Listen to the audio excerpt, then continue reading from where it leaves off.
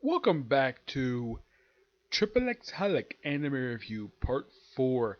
This is reviewing the series' only film, which is a Midsummer, a Midsummer Night's Dream. And believe it or not, this movie was released a year before the start of the anime, which that was kind of weird. Why the heck would they release a movie before they release an anime? Yeah, as far as I can tell, this is the only time I've ever seen this happen, where before the start of an actual anime, we have a movie. If you're wondering how long the movies run like this, it's exactly 1 hour. Yep, 1 hour. And lucky enough, watchers have to watch this thing dubbed. hmm Yep, this film, I'm not sure when. Apparently, it takes place within the manga of xxxHolic, and apparently, it's a crossover between another film which releases a double feature, which is basically another series created by Clan Toshiba Reservoir Chronicles. Yep, their film The Princess in the Birdcage Kingdom. Yeah, that comes to play much later on in the movie. The film starts off with, well, Watari just running away from spirits until he gets to Yuko's shop, and the way they introduce Yuko is the same exact way they introduce her both in the manga and the anime, wearing the same kimono and smoking a pipe. Yep. Now, if if you watch the movie before you watch the series, you're probably like, okay, how the heck these two know each other? Yes, as for when in the world this movie takes place, I have no idea. All I know it takes place as part of another film with double feature, as the flip of the coin. hmm Yep, they're basically talking for a while until they get a customer. Of course, we have Himari appear prior to this, where she appears briefly at the beginning of the movie, and then she just disappears throughout. Yeah, she appears a little bit later. hmm Yep, and well, basically trying to get this particular house. Okay, of course you got a note to go to this house. Of course, Yuko takes Watara and Damaki there because why not? Because the two come at each other. And I thought it was so funny when they arrive. It's like, what is it gonna be, you and me? And she's basically pulling on the strap of her dress that she wears the entire movie, implying that she might be trying to seduce him. Yep. And they go into the house. It's freaking huge. It's big. They go inside and they walk about. And I should point out though, if you watch this film, it's kind of like, I mean, it seems like the director of this film took ideas of doing camera shots from old PS1 games, basically, of how they do the POV shots. It's very similar to that, which is fine. That was released in 2005, though. This was about a few years prior. This is actually about a year prior to the release of PS3. hmm But yet they used the old, like, camera shots in video games. Basically, the whole characters like walking up steps like a sideways thing. Yeah, they show that in the film. The film itself is gorgeous to look at. It's like so much stuff to see in this movie over the course. Now, basically, you get to this particular room. Like first, Damaki opens the door. Nothing there at the wall. Close the door. Watari opens the door and goes to the room of collectors.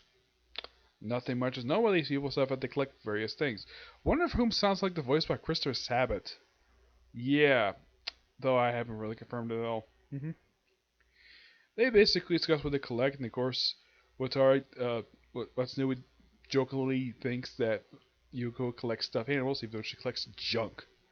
Yep. Also, when they first see Watari in the movie, like after he arrives, he basically starts dusting Yuko's stuff. Which, by the way, he actually has done this in the series in like one episode. Yeah, it was the episode involving the monkey's paw. As for why the movie decided to do this, I have no idea. hmm Yep. In case you're wondering, is there any Easter eggs from the actual other series that Clamps doing this one? No, not really. Aside from some characters show up at the very end of the movie. So they're taken to the rooms. Yuko disappears throughout almost like she doesn't show up until like the final act of the movie. She disappears for quite a long period of time. As for what the heck she's doing, I have no idea because the movie doesn't bother to explain it at all. Nope. It just basically she just disappears. Like she goes to like a particular room where Watari leaves the room with the collectors, goes around the mansion for a bit, Ends up in a room and they eat dinner. Of course, they all when they eat, it's kind of like the sound effect. Basically, sounds like when pigs eat.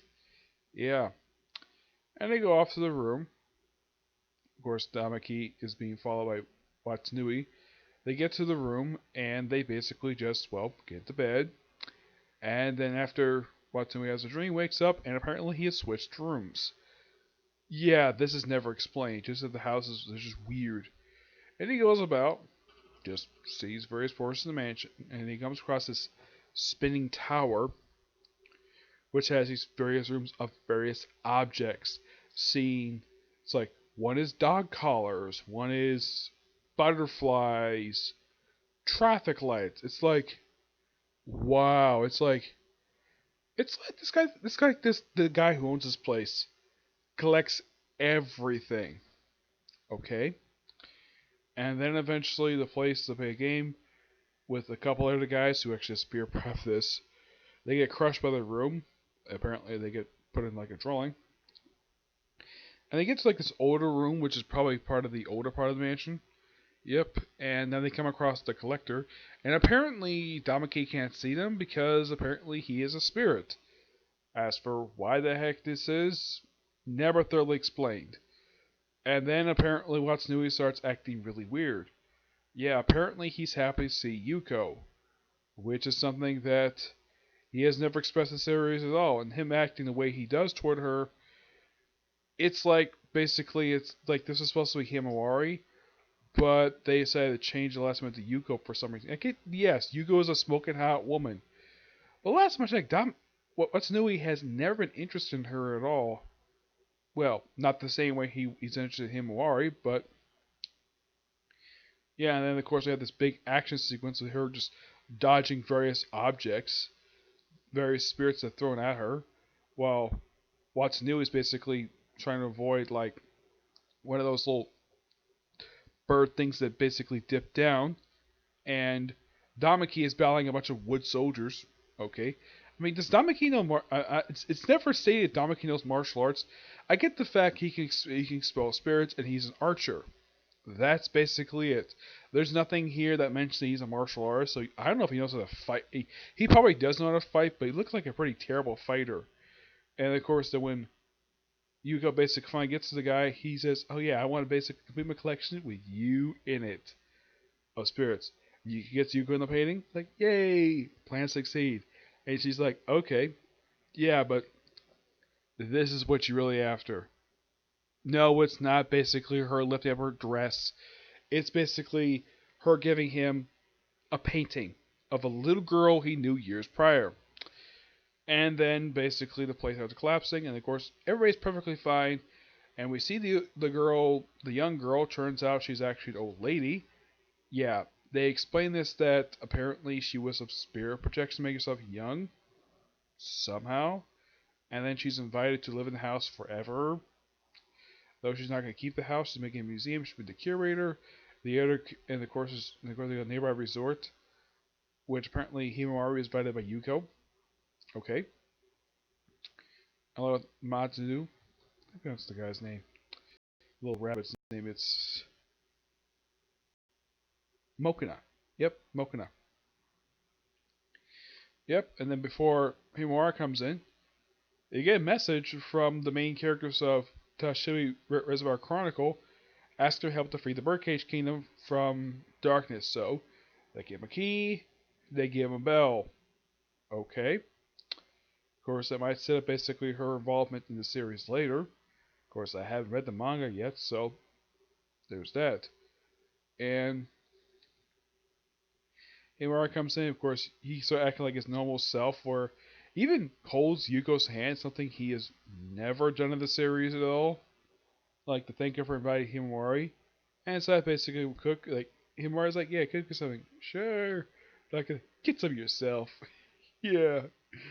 Yeah, and then the movie ends, like, quite hilariously with him starting to cook stuff. Yep. But that's basically the movie itself. Yeah, it's a particularly very odd film. I mean, there's some stuff in this movie that's never explained. Like, okay, this guy is apparently still the same age, but he looked the same age. It's implied he might be a spirit. It's like this film basically despite the animation for the film was actually one of the best things about the movie, it feels that the story is a bit rushed. It's kind of like the film needed a little bit more time than it was given. I mean, it's given a 60-minute runtime, which is exactly 1 hour. I mean, the way this film is, you could easily fit this film until maybe you could get this in another 30 minutes to explain some stuff, but no. By the way, the collector himself does not show up until like the last like 15 minutes in the movie. Yeah, the guy behind everything. I'm like, really? Why the heck would you wait so freaking long to show up, man? Yeah, that's what it seemed like. And it's weird that this is the only film the series ever produced. Yeah, the sole film. I mean, Pandora Hearts didn't have a movie. Nope. Blue Exorcist did. Yeah, it did. Did Magic Era have a movie? Technically, no, because the character showed up in the Case Closed films. Mm-hmm. Yep. What ranking do I give this film? I'm gonna give this film roughly a 8.5 out of 10. It's a good film. I mean, here's the things I love of this film. I like the animation. It's very good. The cinematography is fantastic. The performances by all the actors, especially well the dubcast. I haven't heard the subcast yet. So I guess the dubcast is fantastic. Let's see. Himawari, I'm not. Now, the thing with Himawari having a minor role in the movie, this is a surprise. Also, I think it was a really good idea that sits within the manga without being adaptation of it. As for where you can set it, I have no idea. hmm Also, I thought it was a brilliant stroke of genius.